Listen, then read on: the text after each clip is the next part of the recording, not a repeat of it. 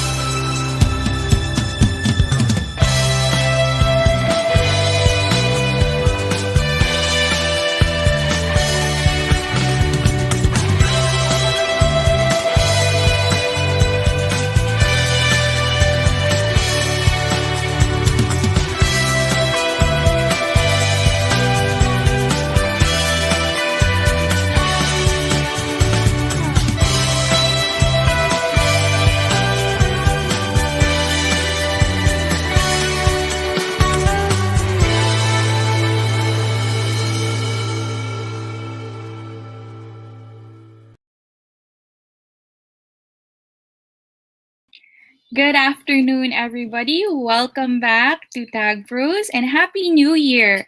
I'm so glad to be back here for another year of amazing webinars and workshops for everybody to enjoy. So I hope that everybody is just as excited as I am. Very excited to be here again and to see you all again. And I hope that you're also as excited as I am to be back here. So, of course, again, my name is Selena Staris. I am a grade school teacher and EdTech coach from Xavier School. And I am back as your host for today for our webinar workshop.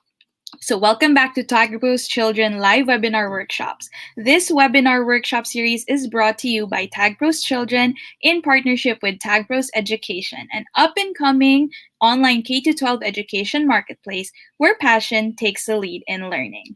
This event is also made possible by the Department of Education, International Cooperation Office, the Teacher Education Network, and Next Series. All right, so last December 18, we had our year-end special webinar episode with our special guest, Mr. Leo Ocampo, where we took a break from our professional development sessions and instead we were able to have kind of like a mini recollection, mini retreat, where we were able to reflect on the triumphs and challenges that we faced last year and had a chance to celebrate ourselves for making it through the year 2021. Indeed, it was a very challenging year for a lot of us, especially as educators, and especially with the situation where we had to adapt to the online learning setup. But I'm proud of all of us. I'm sure you're proud of yourselves as well. And we really had a great chance to be happy about all of the things that we were able to accomplish at the end of the year. And so this year, we're starting off again with a new set of webinar workshops. So this year, we all hope and pray, of course, for a better year ahead of us. And here in Tagpros, we promise to provide you with the training that will surely help you. So don't worry, because we will continue providing you with the training, with the webinar workshops, and all the different videos and materials that we can provide you to help you out as educators.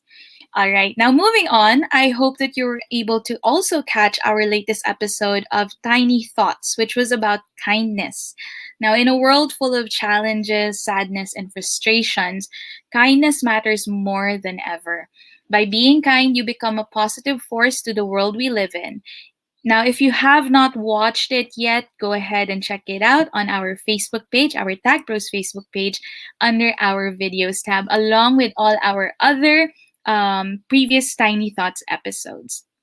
Okay, so before we start off or before we formally begin with our session today, let's have an attendance check first and let's see where our viewers today are checking in from.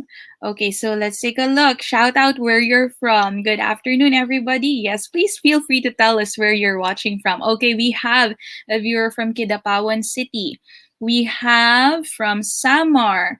All right, we have from Isabela in Tuguegarao. We also have, okay, where else? What about the others? We'd love to know where you're tuning in from. Okay, we have North District, Masbate Province. All right, Pontevedra, SDO Capiz. Cebu City, all right, we have people tuning in from Iloilo, from Cebu, Caloocan. Once again, of course, we have people all over from the Philippines. General Trias City, Dagupan City. Welcome, everybody. We're so glad to have you here. Of course, welcome to everybody. La Union, okay, we have from Leyte, from Cavite. So we're not only getting viewers from Luzon, but of course from Visayas and Mindanao as well, which we are very happy about. From Bukidnon, Pangasinan, Butuan City.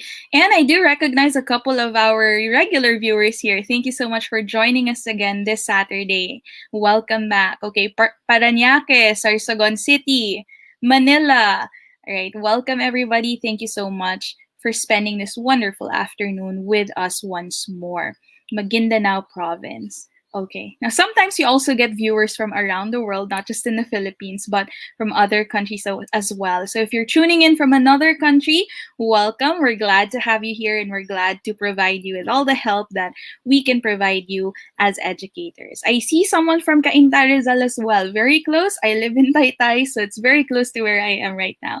So thank you all so much for being here. I'm so glad that we have many people tuning in again with our session for today. All right, now as always, just a reminder, please do practice responsible digital citizenship and refrain from sharing any personal information in the comments section. So that would include, of course, your email or contact number or any other personal information.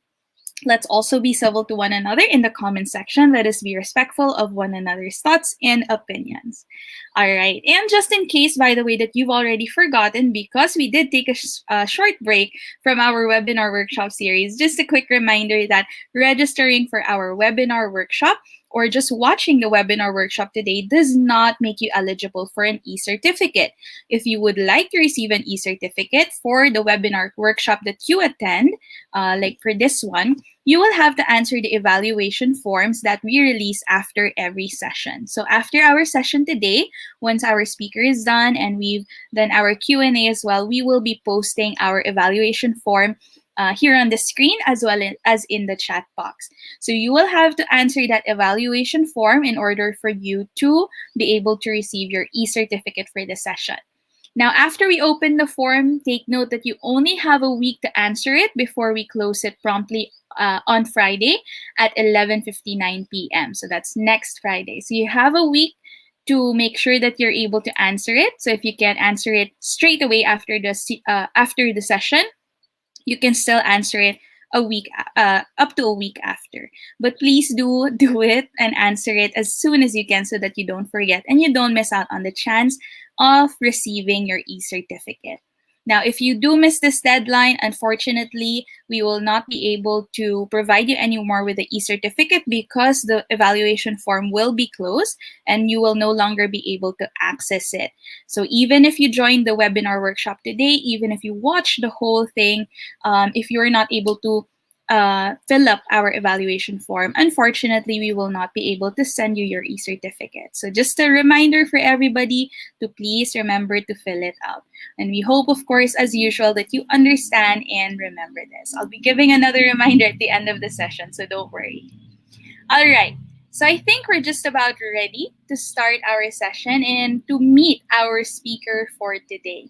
So let's meet our guest resource speaker. She is a computer education teacher and EdTech coach at Xavier School-San Juan. She's also an Apple teacher and a Google Certified Educator. Today, she'll share her knowledge, tips, and tricks on how we can check our students' assessments faster and more efficiently. So let's all welcome to our virtual stage, Miss Sarah Andrea Viana. Hi everyone, thank you for joining us once again here at Tagpros. Okay, so what are we going to do for today? Well, as teachers, you and me, we know that there are a lot of things that we need to accomplish. And one of those is to check our student submissions. Yes, we do it one by one. We check on everything, see if they were able to meet the specifications that we provide on the rubrics, things if they were able to provide the expected output based on the things that we taught them. And it takes a lot of effort and time, right? Especially that given the setup on an online distance learning, everyone has more than uh, the numbers of students that he or she usually has before the pandemic, right? And knowing that there are different resources that are provided to us being made available online for free will definitely release some of the anxieties that we're having about the checkables, if we can call it that way, right? Now let's jump ahead and check out what we can do more with our checkables.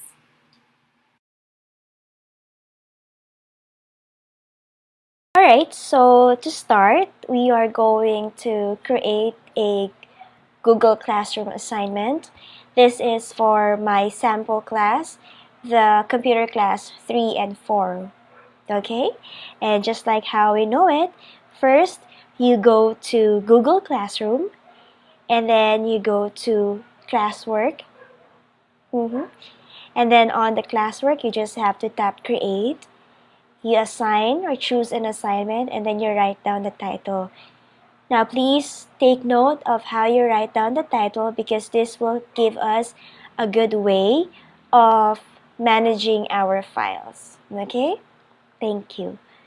So I have here assignment number 2, pseudocode. Let me just write down the instructions. I just copy pasted it from the previous one, and there you go, very good. Now I will assign a Google document for this one.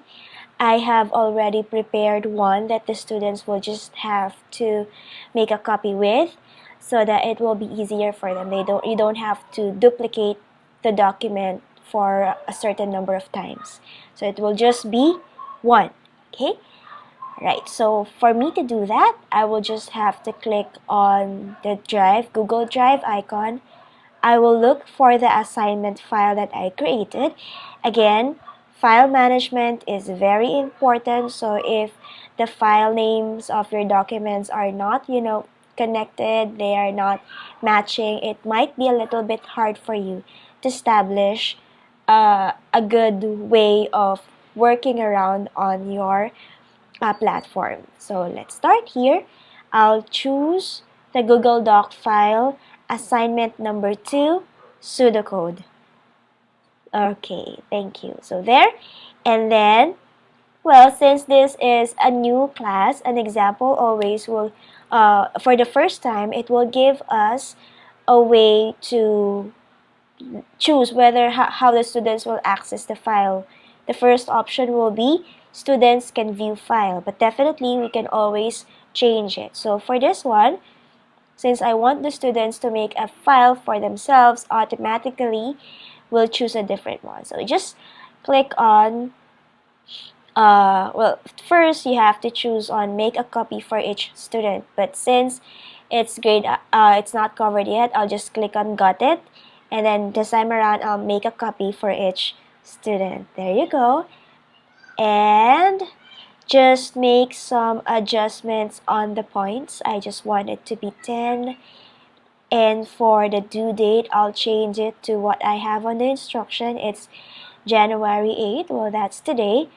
I'll change the time to 4 p.m. Okay, just like how we usually do it in assignments. And topic, I'll just create one and I'll name this pseudocode. Alright, so let me just fix something. There you go. Okay, and let me just fix one more thing. Please double check everything before you post it. And assign. So I will give this to my students right now. The students will already see, they will receive a prompt that I have assigned a homework or an assignment for them based on our previous discussion. This is all about pseudocode. Okay? So we already have an assignment. Alright, so the next thing that we need to prepare is Goobric. And Goobric is a Google Chrome extension that enables you to store student work stored in Google Drive within your browser. Right? And how will we do that? Let's jump right to it. Alright, so to start, you have to create your rubric using Google Sheets. So let's go ahead and create one. Let's name it as assignment number 2, pseudocode Goobric. So it's very good. It's a good practice that you write down the name of the assignment first, and then you just add Goobric so that you know that I'm going to use this one for Goobric later on. And then on the top row of your Google Sheets, you write down the score. I'll put here 5, 4, 3, 2, and 1. And on the first column, I will just simply write completeness and creativity, and then I will paste in the content, okay, of my rubric. And there you go. We already have our Goobric. Next, let's go to Doctopus. Doctopus gives teachers the ability to produce more than one copy of a document and share, monitor student progress, and manage grading and feedback for student projects in Google Drive. Now let's go ahead and start working on Doctopus. Now to start, let's go to your Google account again. Go to your Google menu and let's jump into Google Sheets one more time. Let's create a document under Google Sheets, and let's name it as, okay, so assignment number 2, pseudocode. Okay, there. So this time around, we did not add the Goobric. So you click on extensions, add-ons, and from this point on, click get add-ons. When you see the list of add-ons that Google provides, you can just go and search for Doctopus. Well, on my end, I can see it right away. But of course, if you want to search on it, click Doctopus, and there you go. Let's get ready to add it on our extensions. Install. You just have to accept the different agreement, choose the account where you're going to use it, verify the access on your account, and wait for it to install. And then we're good. Great. Now we just need to go back to our Google Sheets. Let me just do it in a bit. There you go. Then right away, you will see that there is an additional window added on your Google Sheets. Obviously, this is Doctopus.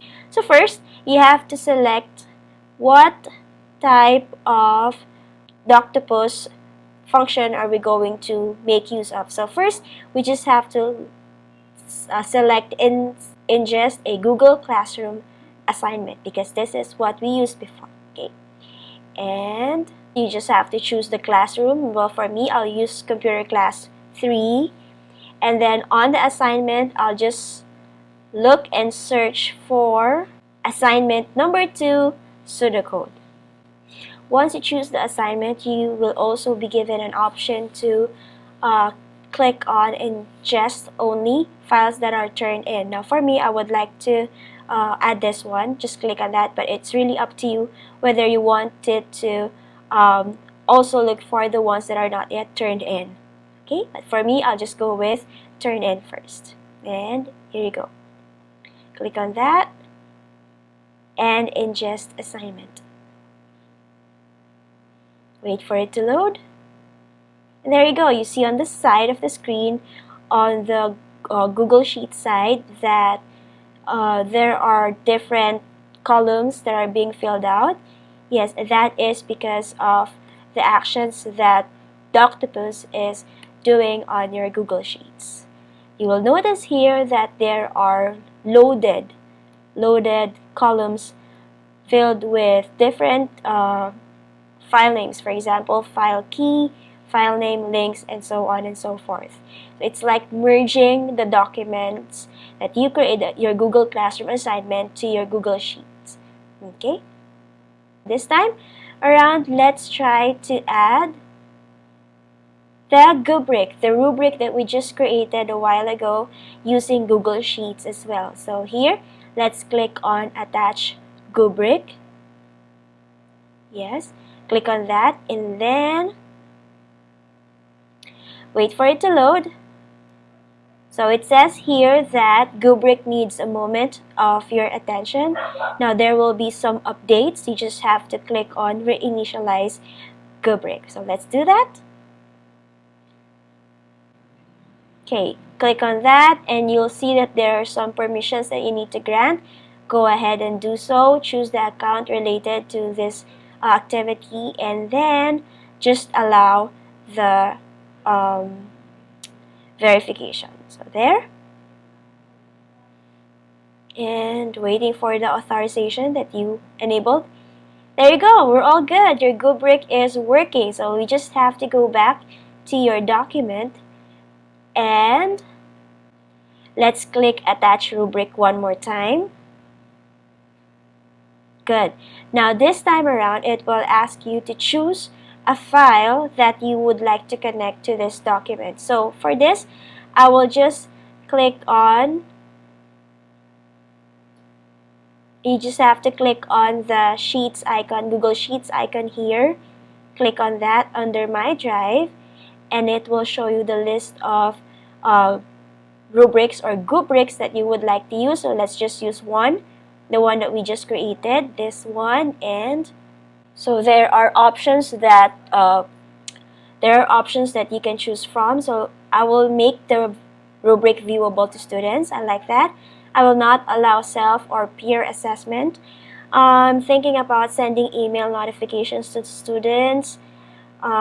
Yes, let's allow that. So let's send email notification to students and let's attach the rubric. So see how it's going to work for you. Let's just wait for it to load. And there you go. So you see in the back end of my screen, there are some fields already being filled out automatically. So also it is again connecting your files together. So that's what Doctopus is doing. So this is the reason why it's called Doctopus. It's like holding a lot of documents that you have in one entity. So for us to take a look at the rubric, we can visit that using the Goobric link here on the field. Okay, you just have to click it and you'll see assessment document. I'll just click on that. The Google Doc file from the student will launch. You can you can allow microphone. Why? I'll tell you later why. And then here, this is one sample that the student submitted. Okay, so we got here on top portion of the document, right away you will see the rubric. On the right side of it, you'll see comment boxes, the comments box, and you will also see a little tiny microphone on the upper right corner. So here, if you browse over the document that the student submitted, you will see that you can already start grading it.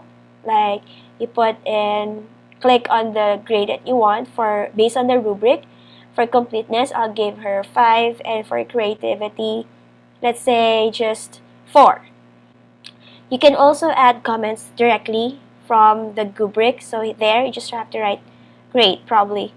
And then if you want to add an audio comment, you can also make use of that. So for us to write down to record an audio comment, let's just click on the microphone icon there, and then you start talking, and then you stop. Then you can choose to delete that or save it on the drive. If you save it on a drive, it will automatically appear on the student's end. So there you go. Click on the drive. So let's just wait for it to load. Okay, good. So there. You can now see that the audio file is already attached on your comment. And when you click on that, you can test and see what you have recorded. Okay, so here I just said, great job. So I'll just close this one. I'll submit it, say I'm done grading this one. I'll save it, and then, okay, we're good. So once you submit, the students will be able to see it right away. Okay. So now let's check how it looks like on the student's end. How does it look like on the student's end? Alright, so this time around, let's try to check how it looks like on the student's view. Here we got the assignment submitted by the students. I just have to visit the Google Classroom again, check on the classwork, and try to access one work. This is a student's view, okay? Here, on the student's end, right away, hold on, if he or she scrolls down, she will see the rubric added on his or her document right away. And at the bottom part, he or she will also see the audio recording of your comments. And that's very nice. Right away, you don't have to add it one by one or put it there one by one. Automatically, Doctopus and Goobric will do the job for you. This time around, let's try to add comments on your students' work. by getting it from a comment bank. Let's go! Say for example, this is the first time that you'll be checking your students' work and you don't want to finalize everything yet, but instead you want to put in comments there. But there are hundreds of students that is under your wings, right? And for us to resolve the trouble of commenting the same thing again and again, because that really happened, what we have to do is go ahead and check on the comment bank. Yes, it's a new feature of Google Classroom that allows us to provide comments to our students using the comment bank. And how will we do that? First, we have to try to access a turned in document here, and then click on that. Once it's loaded, you just have to click on the comment icon found on the right side of the screen. It's just like a small call out icon, speech balloon if you would like to call it that way. Then click on that. You just have to, since if this is the first time that you'll do it, you just have to go next and next on the instructions. Click on the comment bank and then click on add to bank. This is the time that we are going to start piling up the comments in our comment bank, and we'll just have to pull it out whenever we need it. And then you write down the first comment that you want to save on your bank. For example, you want to write down great work and click add. Very simple.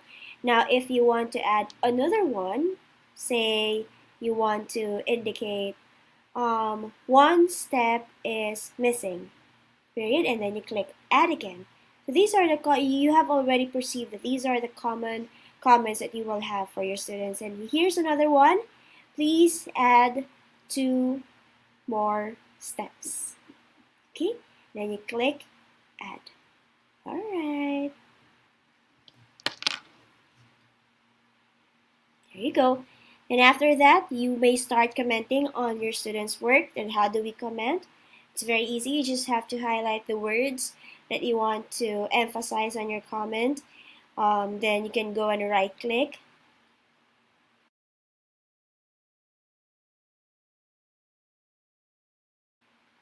Click comment. Then you start commenting. For example, you want to copy and paste the first comment. Please add 2 more steps. Then paste it and then comment. Now, there is another way for you to pull out the comments that you want. Instead of just copying and pasting it, you can also just use a shortcut key, and that shortcut key is what we call the number sign.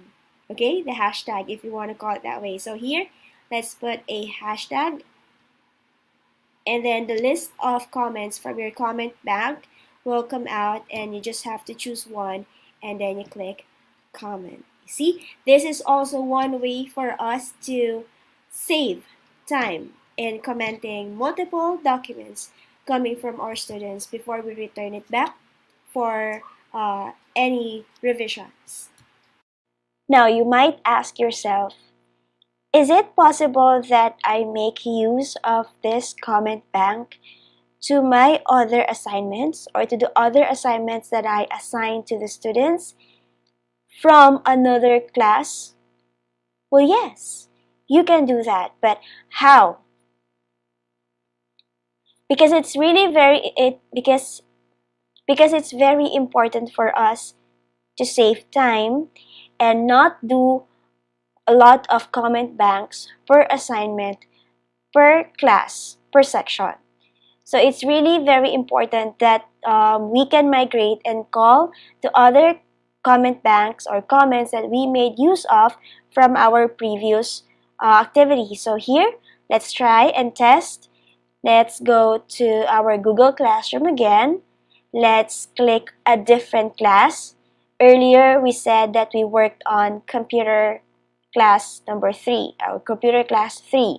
So this time around, we'll do it with computer class 4. Okay, so let's access this document here, this assignment.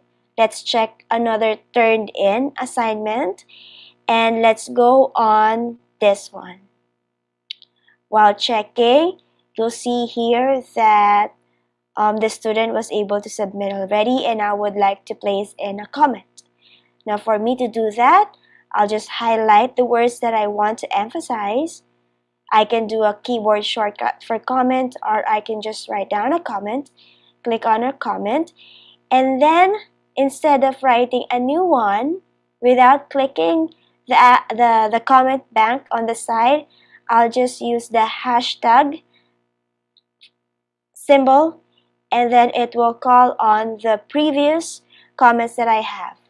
So I think great work will fit this one. And there you go. You see, it's very adaptive. It can go from one assignment to another. There you go, everyone. I hope that you were able to pick up something that will definitely make your life as a teacher a little bit easier, given all the things that we have been juggling from time to time because of the different requirements, things that we need to provide to our students, and so on and so forth. Goobric and Doctopus will always be there for us to provide us support on the things that we need, especially if we will be working on rubrics. You can also share the Google Sheets rubrics to your teachers, to your co-teachers, and your co-teachers can also make use of that on their own Goobric setup for Google Classroom.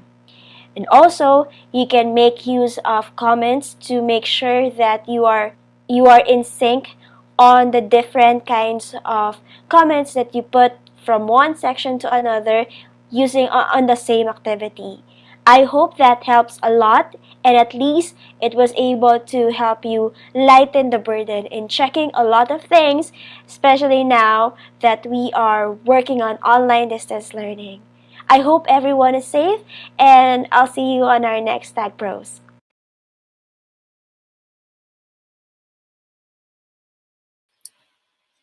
All right, thank you so much, Miss Viana, for sharing your expertise with us. Let's all give her a virtual round of applause. Thank you so much, Miss Viana.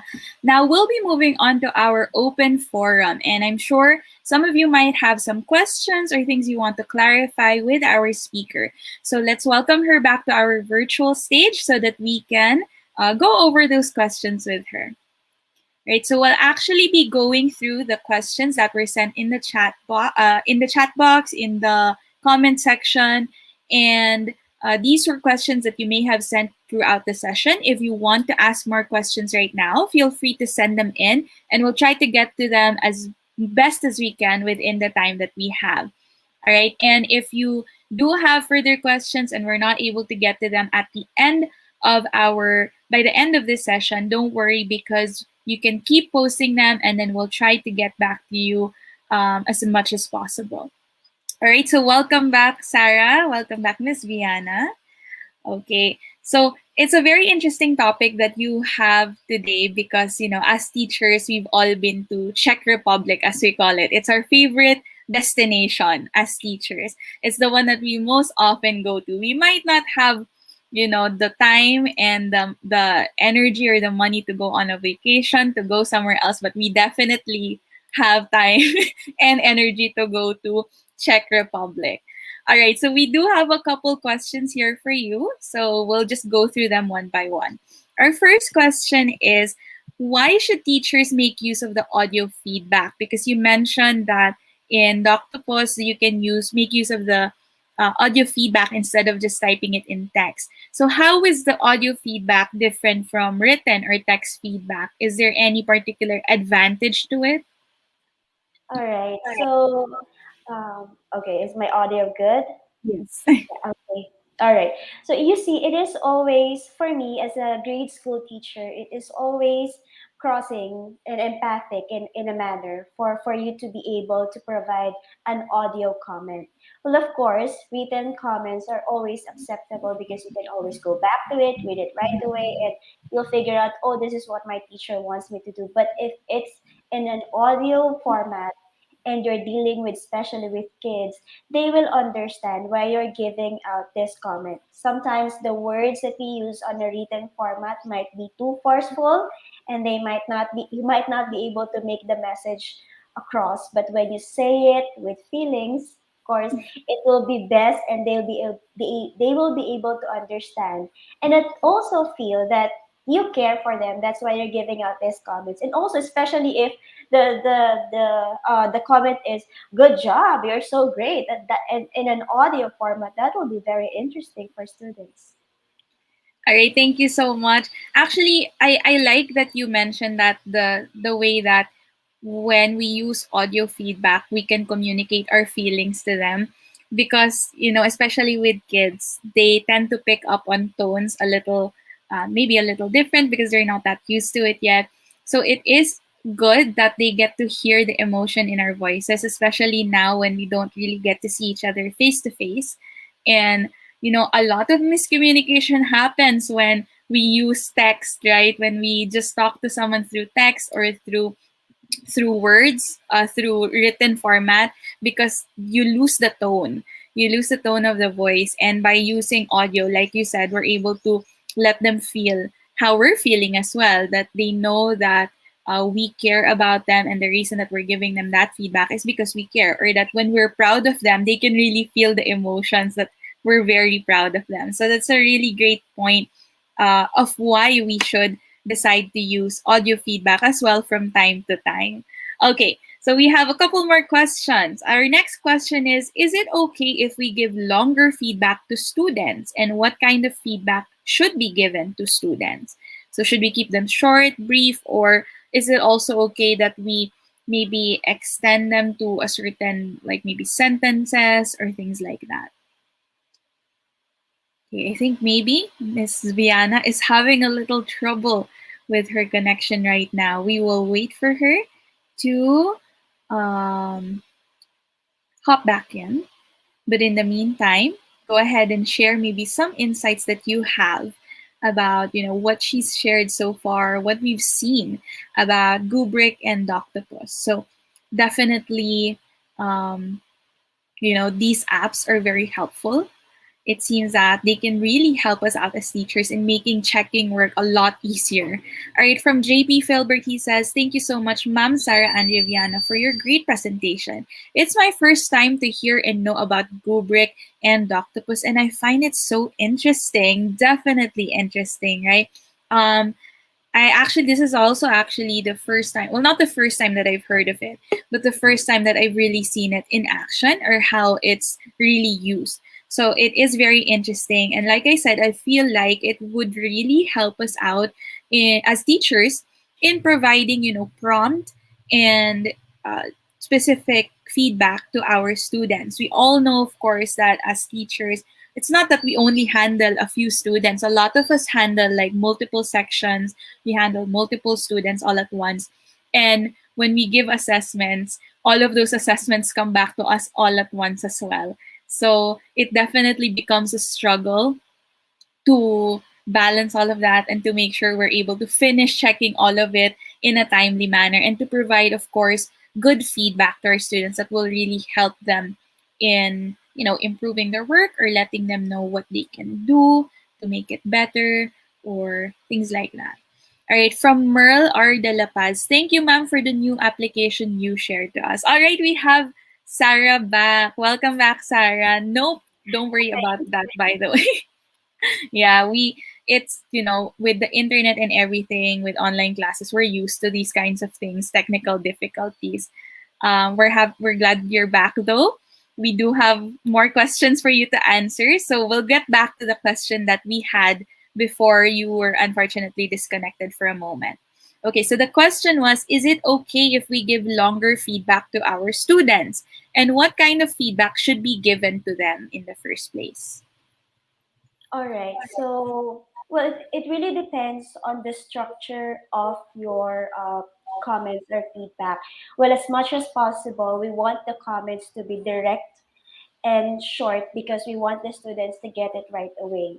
Now, if you would like to provide longer feedbacks, I think it will be best for the students to take it on a specialist, sorry, we call it a specialist block, right? But you can have a special session with the students so that you can provide the information in detail. Again, if you're just going to put down comments, make it as short as possible, but very direct. Now, of course, if you want to provide more and you cannot do it on a special session, you can just have it in audio so that the student can just go back and forth to it and then check which one is should be improved and whatnot. And again, always go back to the idea that when you give out feedback, it should be in the context of empathy. That what if you are the students? Why do you think the student came up with this one, and so on. All Ganyan. right, thank you, Sarah. So, just to recap that, basically, when we give feedback, we want to be as direct to the point as possible, right? We want to be brief and straight to the point of what we're looking for, what we're praising, or what they need to improve. And then, like you said, if we want to give longer feedback, maybe it's best if we actually set aside the student to just talk to them about it so that we can communicate it clearer to them what our expectations are, or maybe find out as well how we can better help them if they're struggling with something in particular and we notice that through their assessment. We can just talk to them, ask them what's going on. All right, and then you mentioned also that this is another advantage of the audio feedback, because you mentioned that if we're going to give longer feedback, perhaps the audio version is the best option because they can just play it again and again. And it's not as overwhelming, I think, when you're listening to it rather than reading it. Because when you're reading it and it's a whole block of text, sometimes it can be overwhelming. As adults, right, it's overwhelming for us. What more for students, for younger kids? So, yeah, I guess the audio is better if you're going to be more detailed about your feedback. Okay, thank you, Sarah. We have more questions. All right, and the next question is, can Google Classroom grade assignments? Yes. Before Google Classroom has this feature already, but because of the change in the setup, most of us are already in online distance learning. There are a lot of improvements provided by Google Classroom, and of course, grading of assignments, and not just assignments, all of its activities can be scored in Google Classroom, and you can even save your grade sheets there. Everything will be provided. All right. So, of course, as a learning management system, I think Google Classroom is very powerful because they do know, they have all these features. And like you said, because of the recent changes that a lot of people had to convert to online classes, they have done some improvements and added a lot of new features to make the experience better for not just us as teachers, but the students as well. Okay. All right. Actually, another question related to Google Classroom. Ano po ba ang difference ng paggawa ng rubric sa Google Classroom compared sa Doctopus? So what's the difference between creating your rubrics straight in Google Classroom compared to creating it in Doctopus instead? All right. So just a little bit of history. Doctopus and Goobric came first, like around 5 years earlier, as compared to the rubric. The rubric, we were surprised in 2020 when the rubric came about for Google Classroom, and it's very very interesting. But it's just that since Goobric and Doctopus came about a little bit earlier, it was able to merge in a lot of documents already. It has added a lot of features. One of its feature is allowing peer evaluations. Remember, you can also ask students to look at the work of their classmates and provide answer a rubric for that. That's very interesting, especially if you're working on a collaborative project. We know that there are some students who are freeloaders and there are there are some students those who really pay a lot of attention to what they're doing. It's really like they don't like other people to earn the same grades as they are because they're the ones who are doing the all the job. So what we do peer evaluation, peer assessment. So that will really help, and that's one of the best feature of group work. All right, thank you so much. I hope that's given us a little bit of clarification, or given our viewers a little bit of clarification on what the difference is between the two. And it's actually interesting you mentioned that Goobric and Doctopus came before Google Classroom. So that's really cool that it's actually been around longer than Google Classroom, because a lot of us. It came before the rubric on Google Classroom. Oh yeah, sorry. It came before the rubric feature on Google Yeah. Classroom. Yes, so that's interesting because that means that maybe Google itself actually learned a thing or two from Goobric and Doctopus and apply that feature later on. But it's interesting to note that these apps have been around helping out teachers even before the feature was available on Google Classroom itself. And the peer evaluation thing, I feel like that's very helpful. And that's a very powerful tool because sometimes with younger students as well, it's hard to get them to evaluate their classmates on an objective level. And I feel like that would be really helpful for us if we do want to make use of collaborative work, if we want them to do the uh, peer evaluation and all of that. Okay, another question. Because Goobric and Doctopus are add-ons onto Google, will these add-ons need or add bigger data to utilize? So will we need more data? Um, will we need stronger internet connections or things like that in order to utilize these features or these apps? Well, since these are just add-ons and it is arching on Google spreadsheets or the sheets, it's actually it will not take so much of a bandwidth and support on your end. Basically, if you're going to look at the interface, it's so simple. It just goes on the different files that you already have, and they just put it all together. So if you're going to look at it, it's as simple as when you use the actual Google Sheets and Google Classroom, it will not take so much of your bandwidth. And hopefully, even if this is a third-party app, hopefully it will last longer so that it can also help us on our future, on more years to come for on teaching and then working on rubrics and so. Definitely. So I do understand why that is a big concern for a lot of our teachers. It's always a concern how much data um, these apps, these things take up because it does, excuse me, affect our work as well. And we always have to have like stronger connections and stronger data because we don't want any of that to interfere with the work that we're doing. So thank you for clarifying that. Another question here. What are the similarities and differences of Goobric, Doctopus, auto check, and auto comments in checking? So which one is the most efficient and more reliable among them? I think everything's reliable and efficient. So given that they actually serve different purposes, and it's very important that you still test whatever will fit in on the requirements that you have. Especially, for example, if you are working on simple tasks, not all tasks require rubrics, so you don't need to add that. But most tasks require comments, and there it will go efficient. It will work as efficient as per need. So it really depends. Um, they can work hand in hand. They will help you make your work easier. But the I don't know, the density, the level of things that they can perform, it really depends on how you want to use it on your classes. So it really depends on what we're using it for, and the way we're utilizing it, I guess. All of them are effective tools. All of them are good tools that we can use to really help us out in providing feedback and checking assessments. But yes, just like what Sarah said, it all depends on how you're using it. It all depends on the situation you're using it in. Because, like you said, not all assessments require rubric. So you might not need that particular feature for that to give feedback for that assessment.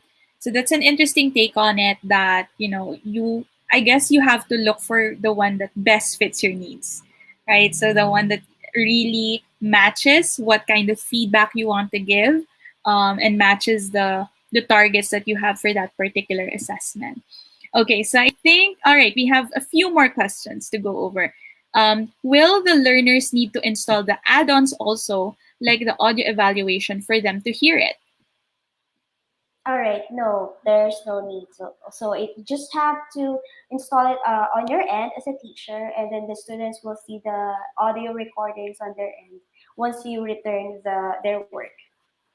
Okay, so that's good to know that our students don't need to put in any extra work or have to install anything else because sometimes that does lead to problems, like students aren't sure how to install it or they're having problems with it. So just to answer that question, to recap, no, there's no need for the students to install anything. It's just on the teacher's end. And if I'm correct, the students will see it automatically on their end without having to download anything.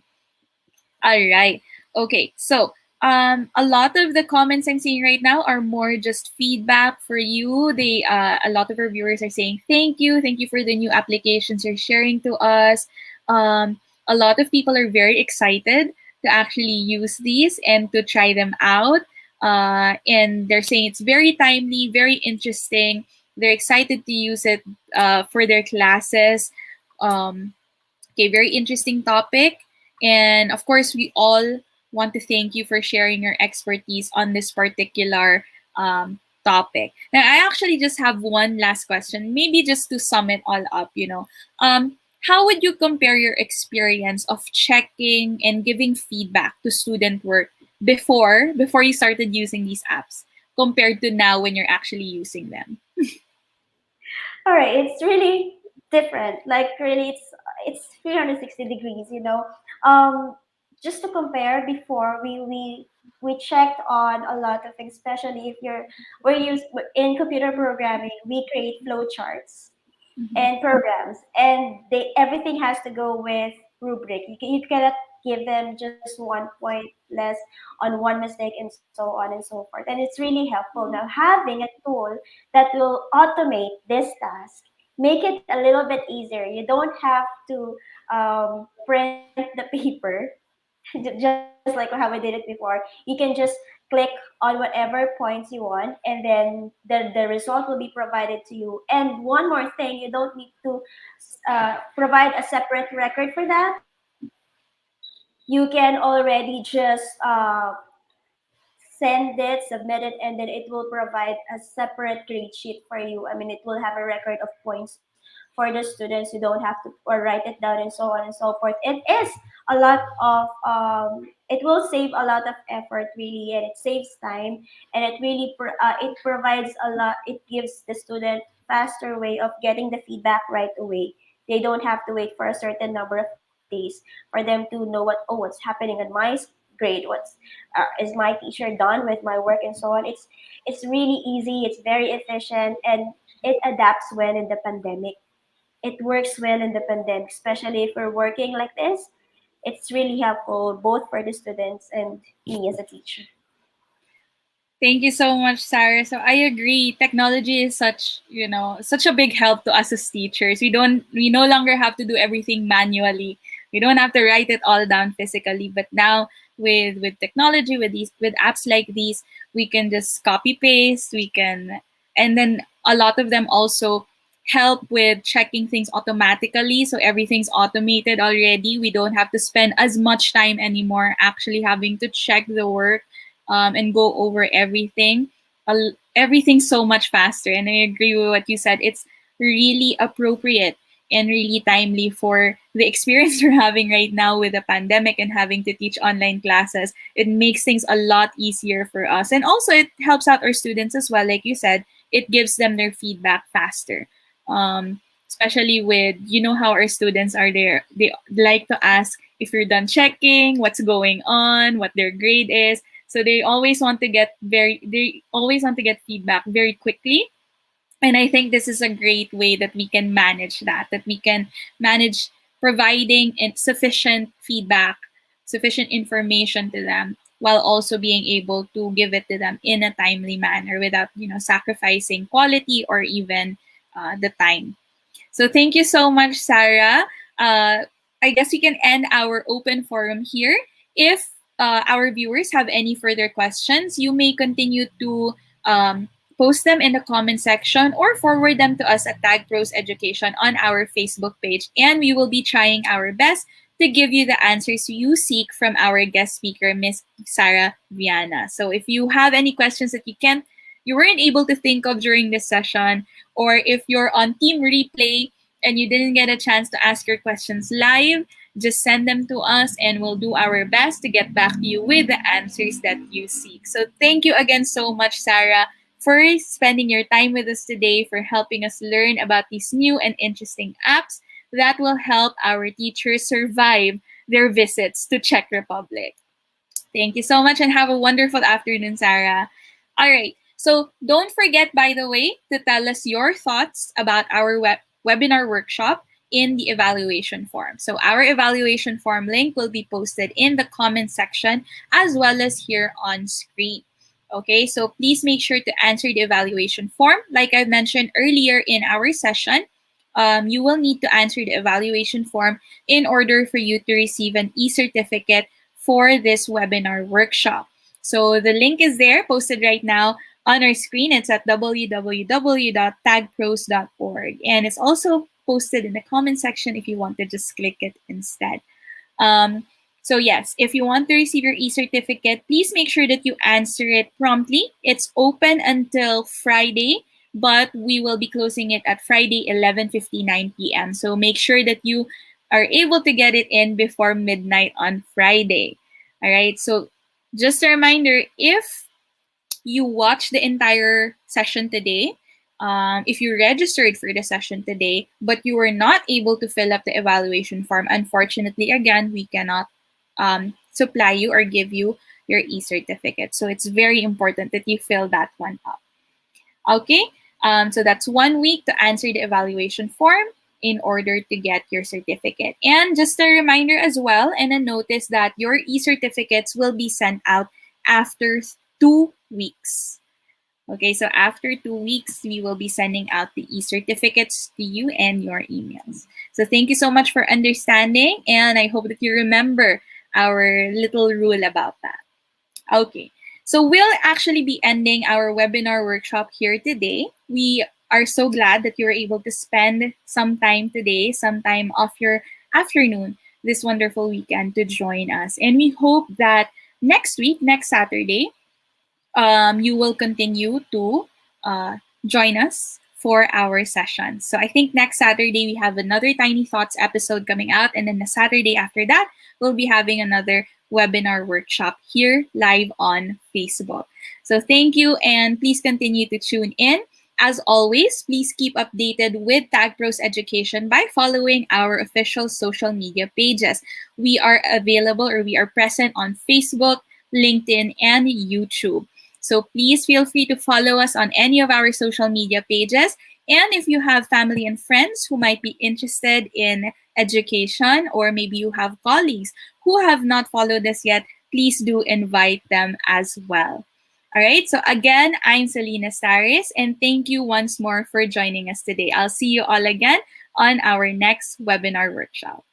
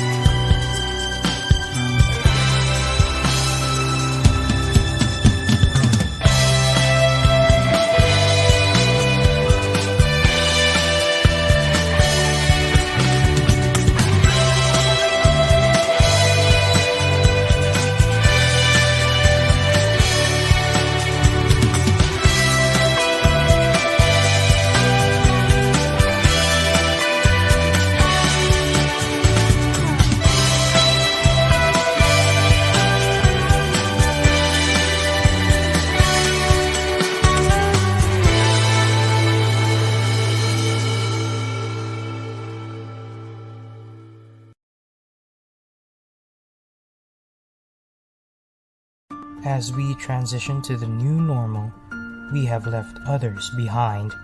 We need to reimagine and redesign our educational system.